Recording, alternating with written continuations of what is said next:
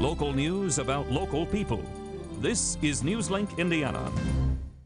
Good evening, I'm Chris Bavender. Thanks for joining us. More jobs for Muncie. That's what one automotive plant will bring to Delaware County. Newslink Indiana's Derek Tucker shows us why Magna is about to become a household name. A $73 million factory. Magna Drivetrain will bring 421 new jobs to Delaware County within 3 years. This is kind of like a marriage today. Today's the ceremony. We're bringing together two entities, Muncie, Delaware County, and Indiana with Magna. We're going to have a little short honeymoon, but then the work of the relationship will start here shortly. Magna Drivetrain President Pat Cirillo says the company chose Muncie for 3 reasons. The geographic location because of the close proximity to railroads and highways to ship their products, the workforce, and the incentives from the state and local governments. Cirillo says the company prefers not to buy and renovate buildings to accommodate its factories.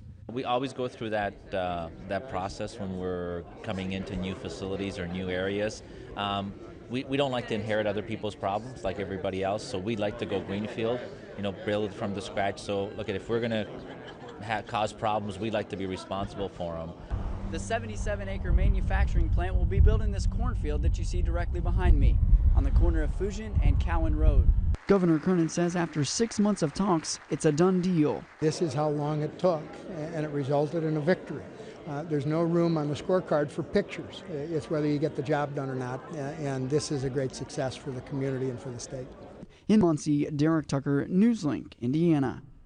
Magna produces transfer cases for General Motors' next-generation full-size pickup trucks and SUVs. A Muncie man was arrested Thursday charged with robbing a Southside bank and an adult novelty business.